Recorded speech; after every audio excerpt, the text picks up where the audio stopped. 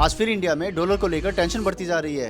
रुपया डॉलर के मुकाबले कमजोर हो रहा है और जो कच्चे तेल की कीमतें वो आसमान छू रही हैं। और जब कभी इंडिया को डॉलर्स की जरूरत महसूस होती है तो सबसे पहले याद आते हैं एनआरआई, और सही कहूँ तो एनआरआई मनी। और आयरनी देखिए, जब देश को डॉलर्स की जरूरत थी तो इन्हीं एनआरआईज को हीरो बताया गया था, लेकिन आज ये एक अच्छी लाइफ के लिए, बेटर अपॉर्चुनिटीज के लिए, सेफ्टी के लिए, एक क्वालिटी ऑफ लाइफ के लिए अगर विदेश में सेटल हो जाते हैं तो इनको सोशल मीडिया पर ट्रोल किया जाता है, गंदी गंदी गालियां भी दी जाती हैं। और गवर्नमेंट खुद प्रवासी भारतीय दिवस बनाती है, उनको फैसिलिटेट करती है और एनआरआईज की स्ट्रॉन्ग बॉन्डिंग का फायदा उठाती है। लेकिन जब यही एनआरआई किसी देश के युद्ध में फंस जाते हैं, चाहे वो सूडान का वॉर हो, चाहे यूक्रेन का वॉर हो, चाहे इजराइल और ईरान का वॉर हो, तब इन्हीं भारतीयों को वापस अपने देश में आने पर तरह तरह की गालियां सुनने को मिलती हैं। तब उनसे कहा जाता है कि आखिर युद्ध के समय में अपने देश आ ही गए। अरे वो लोग तो अपने देश के ही थे, वो तो एक अच्छी लाइफ, अच्छी अपॉर्चुनिटी के लिए बाहर गए हैं और बाहर जाकर भी अपनी रूट्स को भूले नहीं हैं, अपने देश को ही मजबूत करते रहे हैं।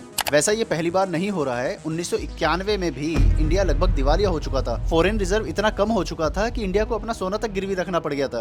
और उस समय इंडिया की इकोनॉमी की लाइफ लाइन बने एनआरआई। ये वही एनआरआई जो मिडिल ईस्ट में, अमेरिका में, यूरोप में काम कर रहे थे और अपने इंडिया में पैसों को वापस भेज रहे थे। तो भाई कोई भी युद्ध हो, कहीं भी वो फंसे हो, तो उनको रेस्क्यू करके लाना गवर्नमेंट अपना एक अचीवमेंट क्यों दिखाती है? क्यों उनको सोशल मीडिया पर ट्रोल किया जाता है? क्यों उनकी स्ट्रगल और उनकी माइग्रेशन का मजाक बनाया जाता है? सच तो ये है, हर इंसान चाहता है कि उसकी फैमिली खुश रहे, उसको एक अच्छी ग्रोथ मिले और वो फाइनेंशियल प्रॉस्पर करे। और अगर हमारे देश का सिस्टम हमारे यूथ को अच्छी opportunities, financial growth, safety, quality life, traffic से छुटकारा, ये सब नहीं दे पाता है तो माइग्रेशन कोई चॉइस नहीं, मजबूरी बन जाता है। तो देशभक्ति कोई ज्योग्राफी का सर्टिफिकेट नहीं है कि आप इस ज्योग्राफी में हो तो ही आप देशभक्त हो। आप देश के बाहर रहकर भी उतने ही देशभक्त हो जितना कोई देश के अंदर रहकर। तो आज वक्त है कि अपने एनआरआई भाइयों को सैल्यूट करें, अपने एनआरआई दोस्तों को सैल्यूट करें, ना कि उनको ट्रोल करें।